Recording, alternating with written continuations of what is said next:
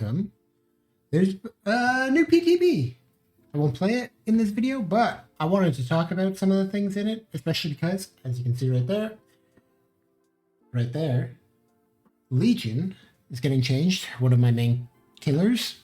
Plus, a bunch of new stuff. Tokyo Ghoul, the big one. The new chapters, Tokyo Ghoul, the new killer, Ken Kaneki, the Ghoul, I believe is what he's called. Yes, right there. So this is only on the PTB right now. Some things are subject to change. But he has kind of a crazy power that is better seen than read, but use the power button to charge and launch the Kagune, tentacles that attach to any vertical surface within range and quickly pull the ghoul forward. Pull the ghoul. Cool. It's kind of like a Wesker dash, but it pulls, like, you shoot the tentacles and then pull yourself towards it. After completing a leap, the ghoul has a window to perform a second leap or put it into cooldown manually. Cool. So you can jump again, or you can cancel it yourself. It enters cooldown once they've consumed their leaps, or if they leap over a vault or down pallet, or if they grab and leap at a survivor. So you can actually hit survivors directly with the leap. And you can also vault a pallet or window from it. The second consecutive leap, if the second leap targets a survivor, they'll perform a grab attack. Grab attacks damage survivors if they're healthy, inflict deep wounds, and leave a mark. Performing a grab attack also triggers enraged mode. Technically, I think what triggers an enraged mode is actually the mark, because that says it here later.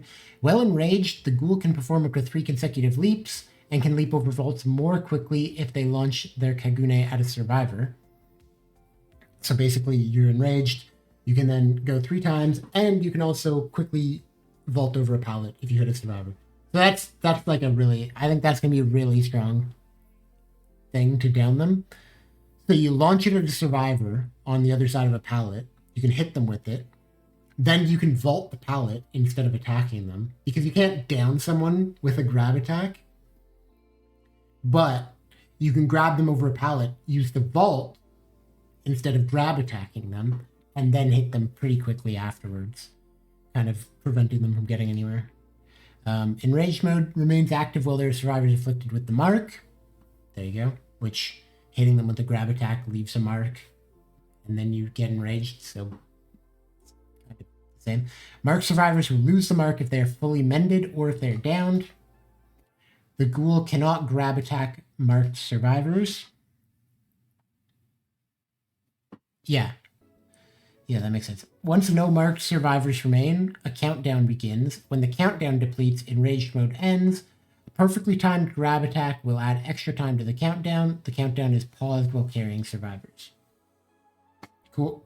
Seems pretty straightforward. You get enraged mode basically all the time. New killer perks. Seem kind of crazy.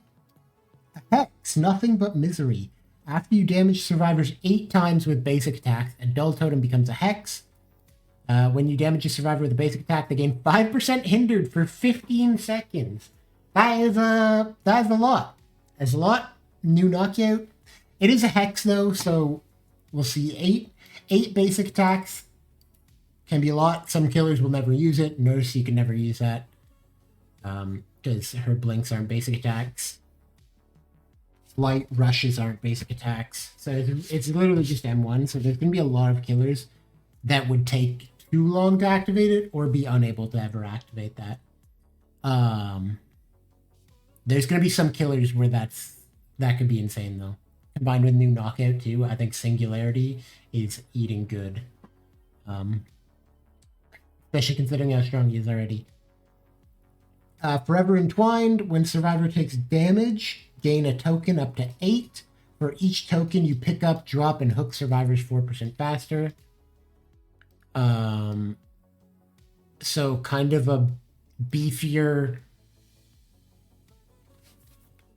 Like, that's going to get to 8 stacks very quickly. Whenever a survivor takes damage, that can be very fast. Pick up, drop, hook survivors 4% faster. That's going to be quick.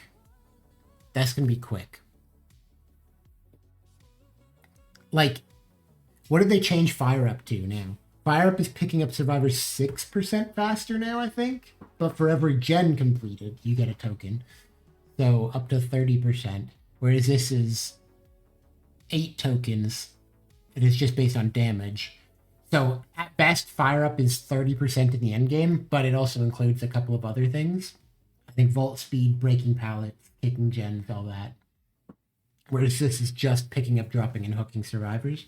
This can get up to 32%, and you can do it much earlier in the game because you could very quickly rack up hits before gens are completed. So, yeah, we'll see. But that'll really fuck with flashlights.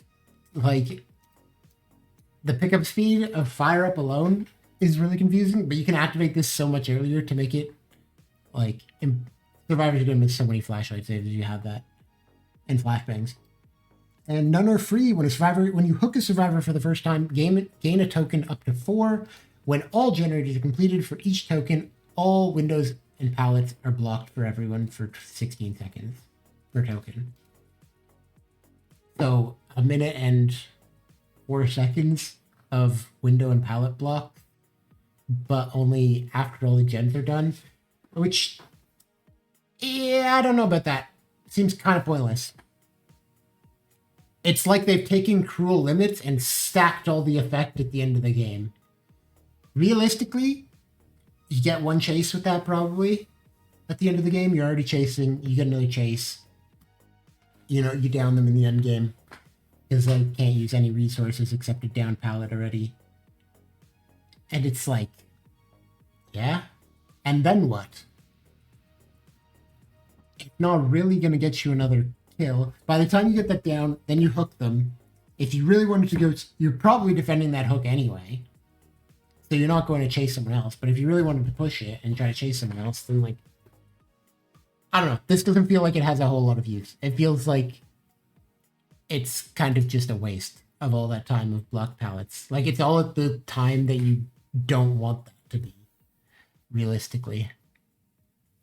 Huge feature update. Scratch mark improvements. Made improvements to the scratch marks spawn logic. They should spawn on the ground more consistently. Love that, because they have been real weird for a while.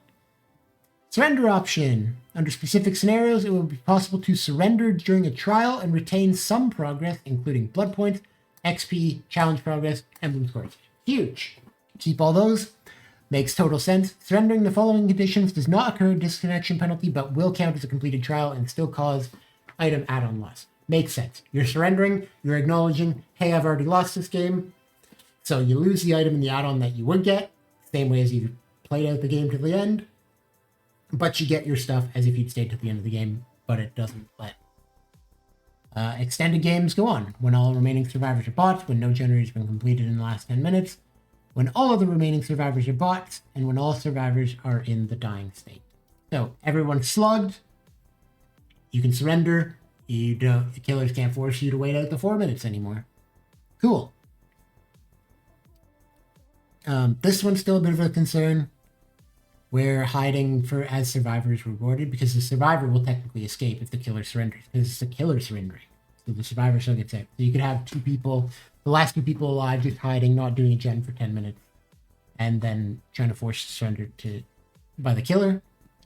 Don't love that, but we'll see if they change it. Map. Forsaken Boneyard. The Eyrie of Crows main building was modified. Windows have changed position, and drops from the exterior have been added to the balcony.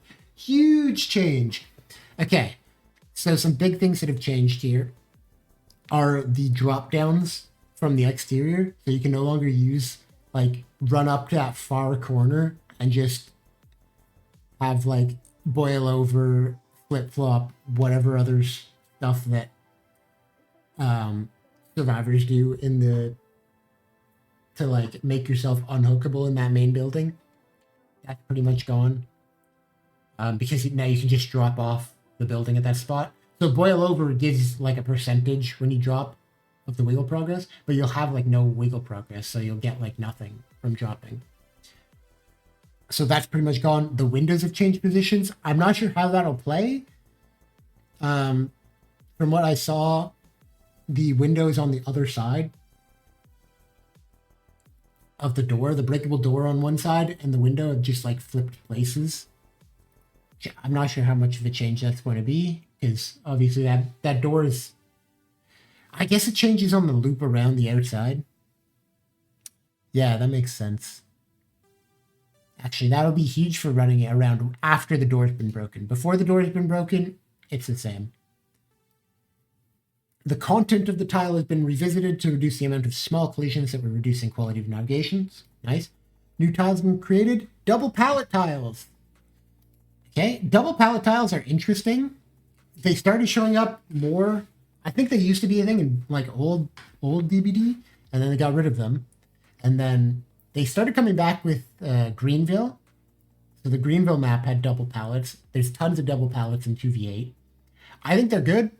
I think it's a nice tile because they're usually extremely unsafe if one pallet's been dropped. But then if you can drop both and they're both up, then yeah, it's pretty safe. But as soon as the killer breaks one, then it becomes just an extremely unsafe pallet. So that's nice. An extension of the theme has been added. The Dead Sands is a new map added to the roster under the Forsaken Boneyard theme. This is really interesting, actually. It expands the lore and at the same time nerfs the realm offering.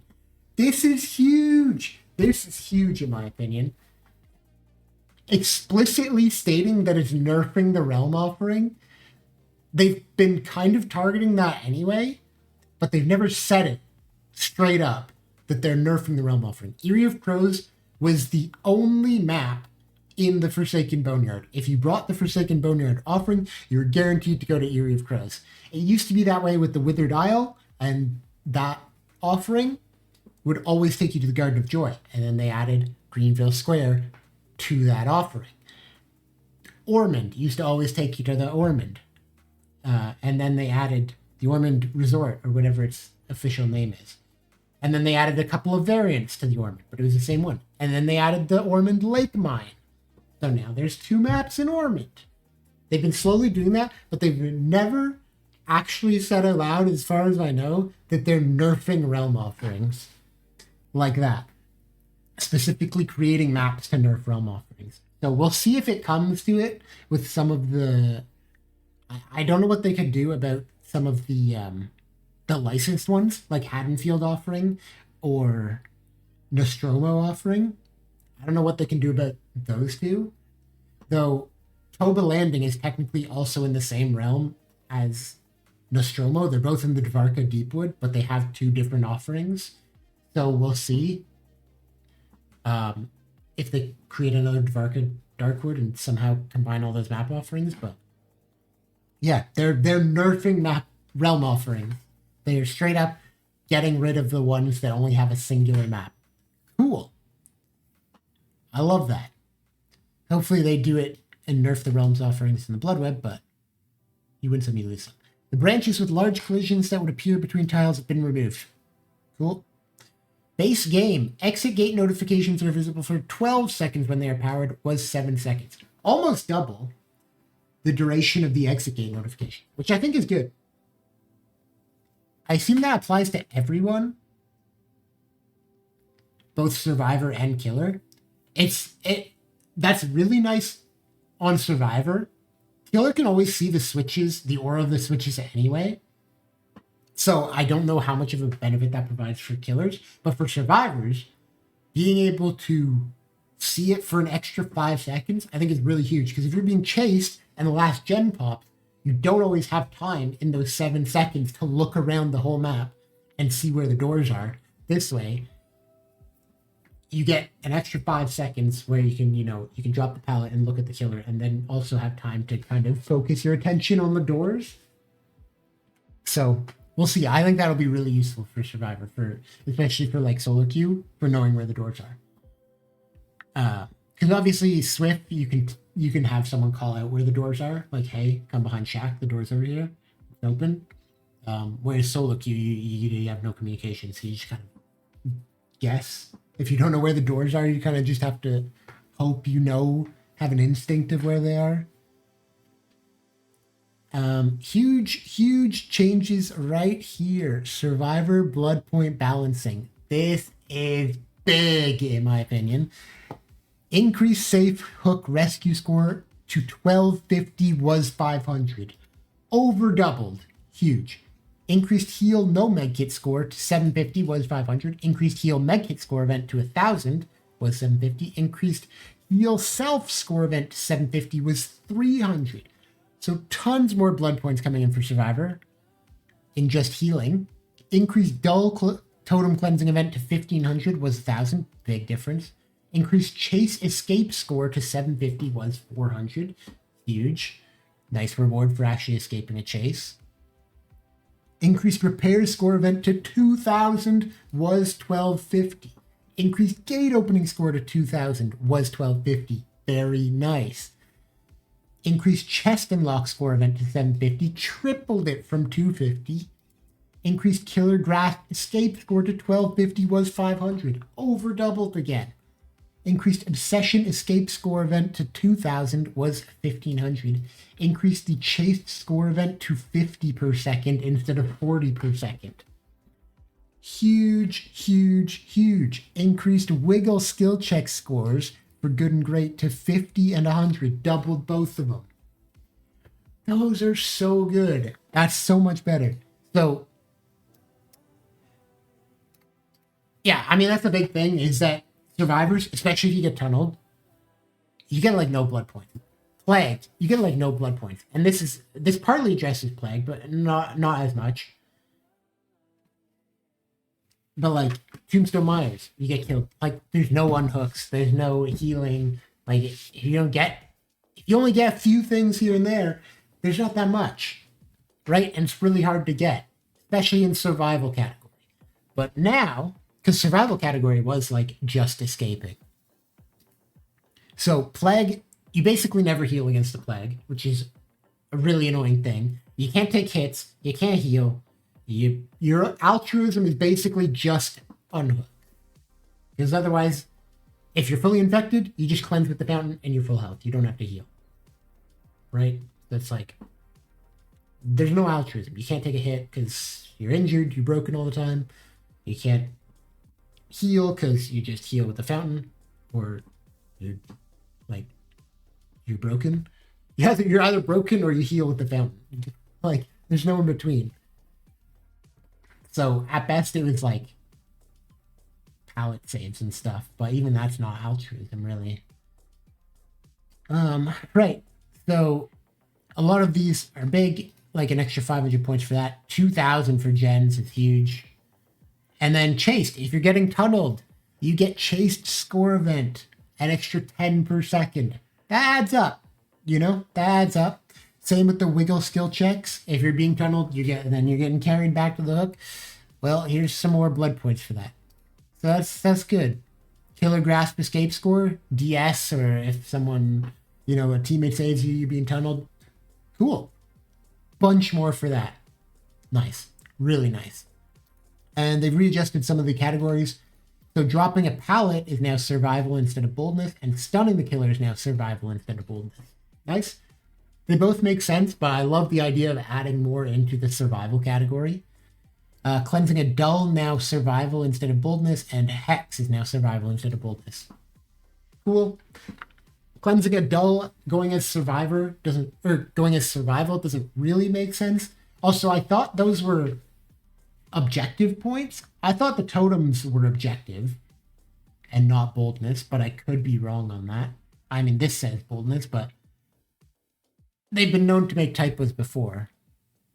But I could just be wrong. I thought cleansing totems was a objective points. But yeah, adding stuff to survival that you can do in the game other than escape the trial. Previously, it was pretty much just escape the trial for survival. Now you've got pallets, stuns, dull, and hex. So that's the other important thing, right? If you were getting tunneled, pretty much all your points would go into boldness. Now you're getting tunneled, you can drop and stun the killer in a successful chase. You get survival points. It makes it much better. Like this is huge for survival blood points, which is huge for survivor blood points overall, because you can max get 10,000 from a category. So if you maxed out boldness and then died and you have 0 in survival, then you kind of don't get that much. But now, you know, these things move to survival, so you get some in survival. You can still max out boldness through the other methods. I think it's good. Deep Wound, as they announced before, being moved to 10 seconds instead of 12. Altruistic Mending is 6 instead of 8, healing someone else. Killer updates to Legion. So some ones we knew about already. Decreased fatigue duration to 2.5. Nice. Increased movement speed during fatigue to 2.3. Increased duration to 11 seconds. Decreased cooldown to 15 seconds. Increased the bonus movement speed per hit to 0.24 instead of 0.2, which brings us to the add-ons. The Mural Sketch, kind of expected. The add-on now grants an additional 0.08 movement speed per hit. It used to be 0.1. So it used to be 0.1. So you used to get 0.2 per hit. If you had Mural Sketch, you go to 0.3 per hit. So now you're going to get 0.24 per hit, and the Mural Sketch will bring it to 0.32 per hit. So it's technically still a buff overall. The add-on gets a nerf. It's kind of just making some of a base kit, but so 0.32 on 3 hits, because obviously you can do like 4 hits. You could consider the 4 hit, but usually you're just going to hit the same person again after the 4th hit. So the movement speed, you don't really see it. You're not necessarily running across the map.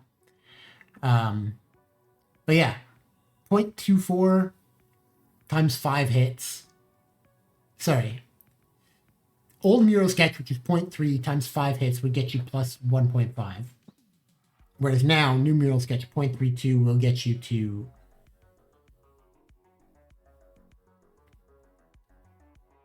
That math was not right. What? Sorry. It'll get you to 0.9 for 3 hits. I did somehow got 3 times 5.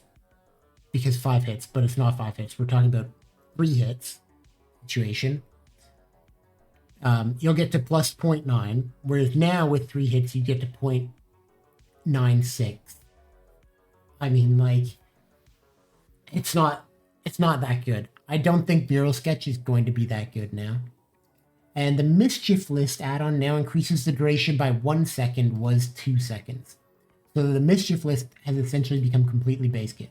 Now, I did bring the game up here so we can just see. So there's Mural Sketch. It does straight up say increase the hit to 0.3. So now I assume after the changes, this is the live patch still. I assume after the changes, it will say increases it to 0.32.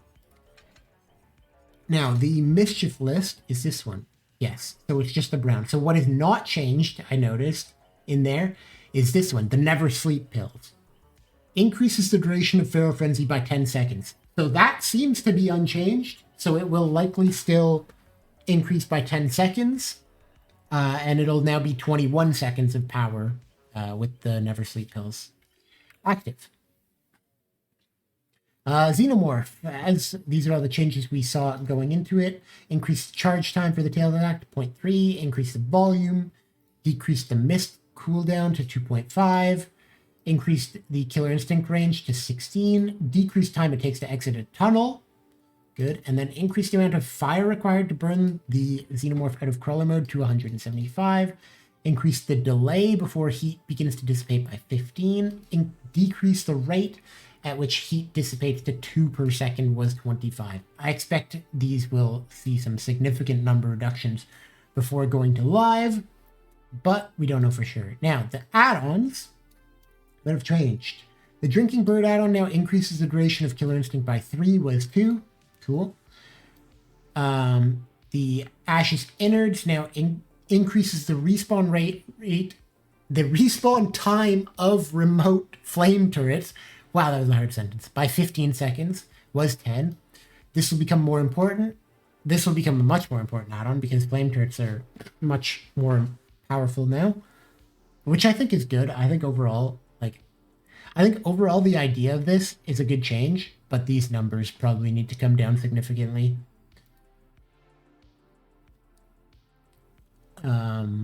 where was I? The Light Wand add-on now increases the downtime of flame turrets after exiting a tunnel by 3 seconds, was 1, still useless. The Molted Skin add-on now causes survivors who deploy a flame turret to become exhausted for 30 seconds, was 3, and no longer inflicts hindered. Okay, now we're cooking. So, flame turrets are much stronger. This add-on will make survivors be much more punished when using them. If you catch them, they give up the exhausted. So there's now a significant risk if you use this add-on. There's now a notable risk. So Ashes Innards and Molted Skin, and any like these ones that affect the flame turrets, I think will be important. Which is interesting because Xenomorph had basically no good add-ons. So this is now an important add-on. This is now an important add-on. I think they're going to be strong. The Harpoon Gun add-on now causes survivors further than 16 meters, was 24 meters, to be revealed when hitting a survivor within 30 seconds, was 10 seconds of exiting a tunnel. This is a very confusing wording of the add-on, but it used to be when you exited a tunnel, if you hit a survivor within 10 seconds, it would then reveal the auras of survivors who are within 24 meters. So now, they've changed it. So you now have a 30-second window of exiting a tunnel. Exiting a tunnel is much faster. Killer instinct is longer. Okay, exiting a tunnel, stronger now with this add-on. Very strong with this add-on, because then you reveal the auras of anyone within 16 meters, including the person you hit, as far as I know. So essentially, you kind of get a knockoff Glowing Concoction from Huntress. What I don't know is the duration. I think this is a purple add-on. Yes. Oh, it's not an aura, actually. It's just a scream. I take it back. It's not that good. I thought it was an aura. It's a scream. The Emergency Helmet add-on now increases resistance to remote flame turrets by 15%, was 35%. Okay, so we have a hefty nerf to the Emergency Helmet, but good timing on that. The game just logged me out because it's 6 o'clock and Steam moment. So, the base resistance, if I'm going to assume that like resistance to remote flame turrets is not a stat anywhere in comparison to it, but I would guess it has to do with the amount of fire required to burn Xenomorph out. So now, since the base amount of fire required was buffed by 75%, they've reduced this number down a bit. So prior to it, 35% of 100, so it took 135 fire to burn the Xenomorph out of crawler mode, whereas now it'll take 175 plus 15%. Let me do the quick maths on that. 26. So now it'll take 200. So it's still significantly overall like a buff. You get almost as much fire resist. So before you would get 35 resist, 35 more fire. It's such a weird, the way they have to do numbers in this is very weird, but you basically gained an extra 35 fire before being burned out. Now you gain an extra 26 fire. So it's slightly a nerf, but not nearly as much as the 20% might make it indicate, because it takes a lot more already to burn it out. Yeah. So overall, there should be some other good add-ons for Xenomorph now, which is new. The good guy, Heidi Ho cooldown back down to 12 seconds. They still can't decide on a cooldown for him. That's fine. And his acceleration is much faster to reach max speed. Decrease the time it takes to reach max speed. At the start of Slice and Dice and after scampering. So basically just... He's still slower. He still has the slower total, like, max dash speed, but it's much faster to get there. So technically at the start, he'll be faster than he was even before getting the nerf. The terror radius changes. Blight and Billy are 40. Peg, Ghostface, Skull Merchant are 24. Worth noting that the Ghoul, the new killer, is also a 40-meter terror radius because he can move extremely fast. As we knew before, Alien Instinct buff 8 seconds and 60 second Oblivious. Deathbound 4-meter range was 8, so survivors, that is on the survivors separating. Survivors used to have to stay between 8 meters in order to not be oblivious, but now it's 4 meters, not be oblivious, I believe is what it was. But anyway, that's the distance that survivors are from the one who heals them. Nothing to do with the killer. So that is technically a buff to Deathbound. I'm not sure how much of a buff, but it is technically a buff. Increased oblivious duration to 40 seconds and cooldown to 20. Knockout gets its rework of 6 seconds, 6 meters, 5 seconds, 5% hindered, blah, blah, blah. Gonna be crazy, I think, with Brutal. Nemesis increased aura duration, aura reveal to 8 seconds. Cool. Survivor perks, cooldown buffs, quick and quiet, 15 seconds. Scratch marks on deception is 5 seconds and cooldown 15 seconds. Dance with me 5 seconds, 15 seconds. Red herring repair requirement is 1 second repairing a gen, and the cooldown is 15 seconds. So you can fake blow up the gen all over the place now. Loadouts. Equipped elements now show units left counter. This is very nice. It's kind of tucked in here. This is what they kind of just throw these sneaky little things in you. This is an insanely good update, I think. It doesn't do much for gameplay wise, but like ease of use and like menu navigation and like loadout stuff, it's just gonna be such a nice little quality of life thing. Like, I think that's so good. You can now see, so let's say you have Bloody Party streamers equipped as your offering, and it'll tell you on the screen without clicking into the offering section how many you have left. You're like, I had 3 and I equipped it. Oh, how many games did I play? How many do I have left? I don't remember. Did I play 1 game or did I play 2 games? You just open up the loadout screen and it'll show you have 1 left. Right? You don't have to go into the offering. And it'll do it for add-ons as well. And items. So killers will see add-on numbers and offering numbers, and survivors will see item, add-on, offering. I think that's huge. I think that's a really nice little quality of life thing. Just making it so much quicker and easier to see how many of an item you have left. If you wanted to like unequip it when you're getting low. Cool.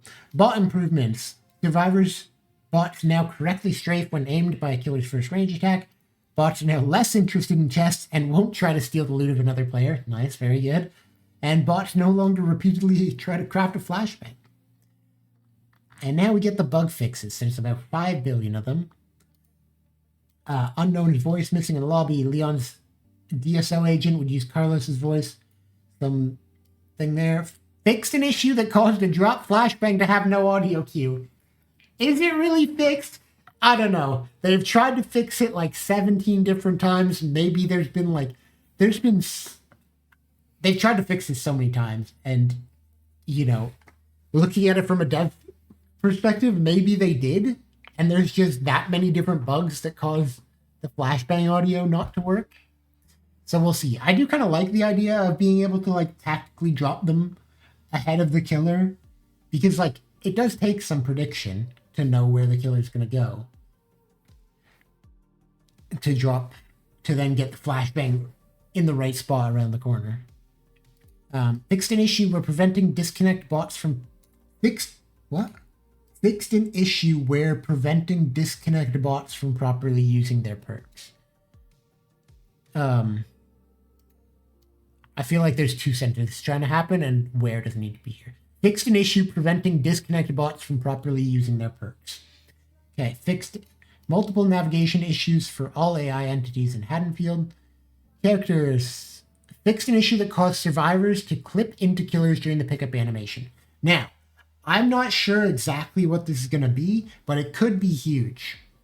Because this maybe could stop survivors from clipping through the killer to drop a flashbang against a wall.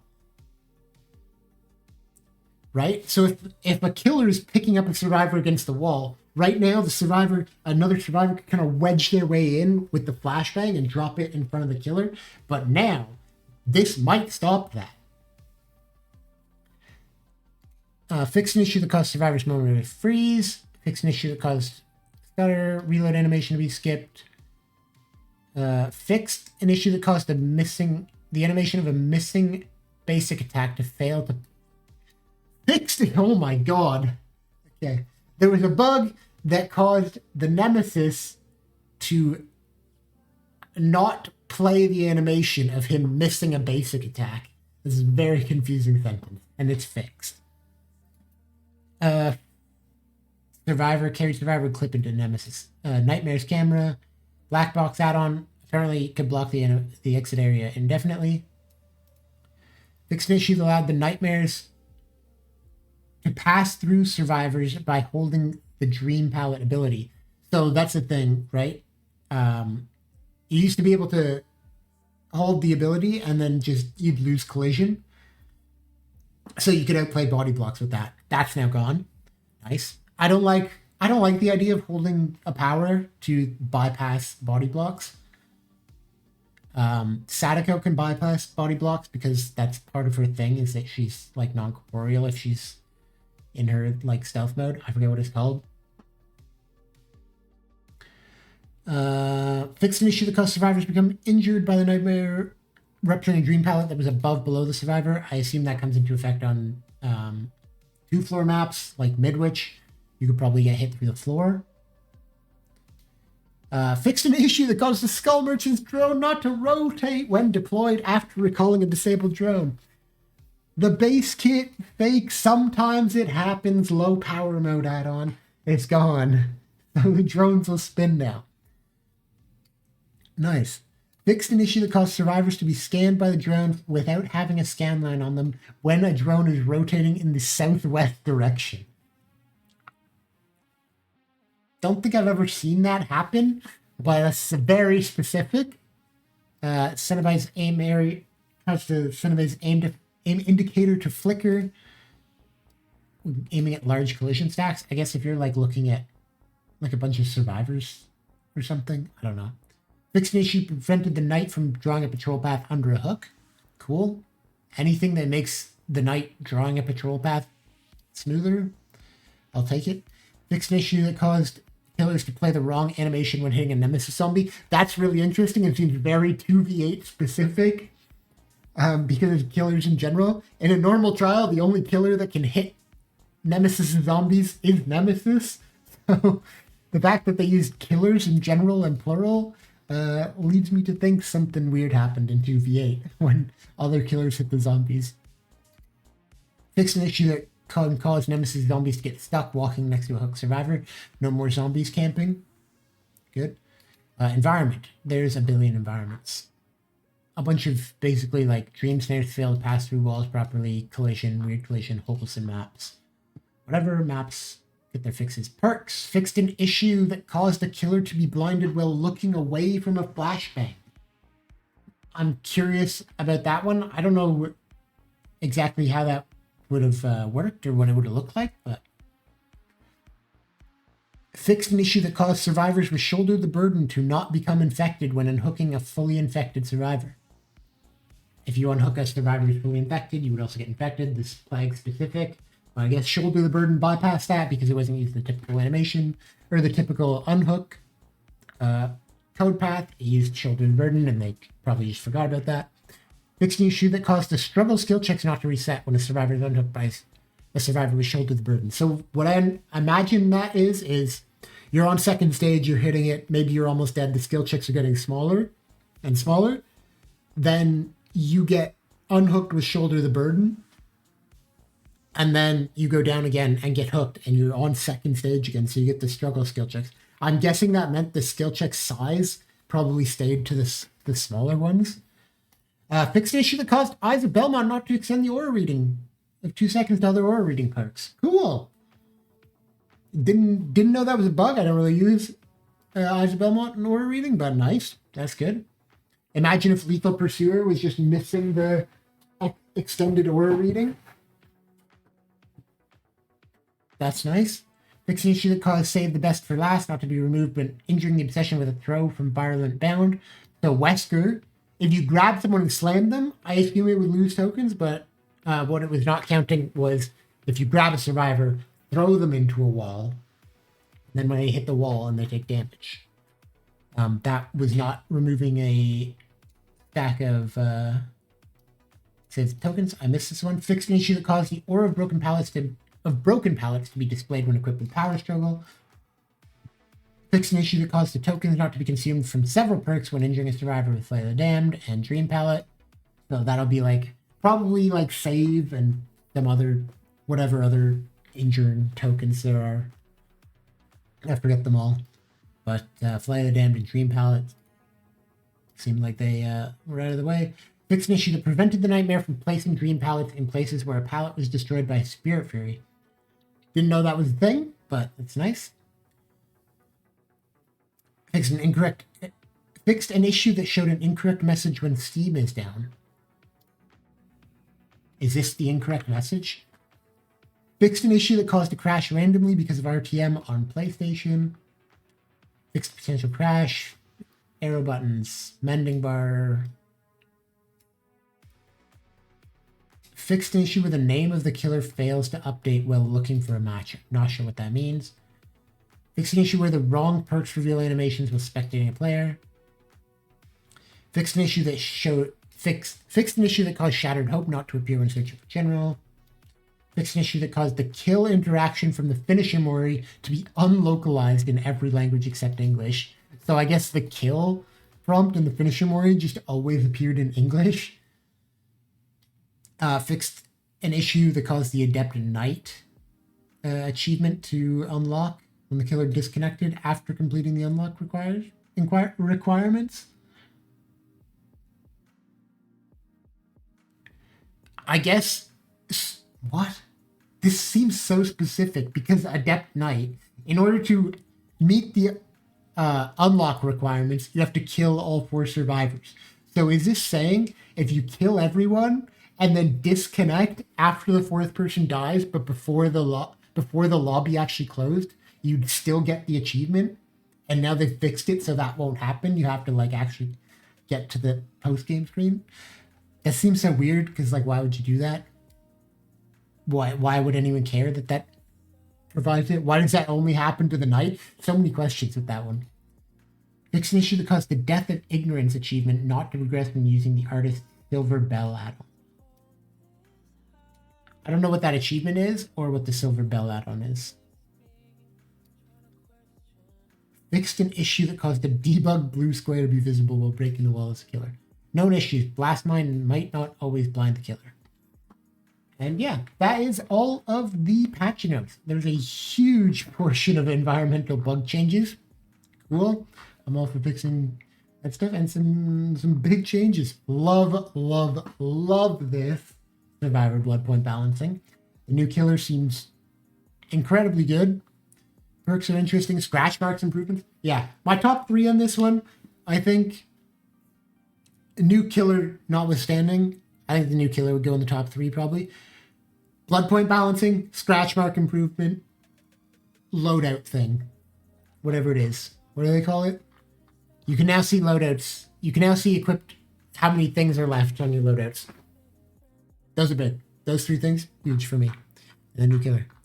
And yeah, thank you for watching.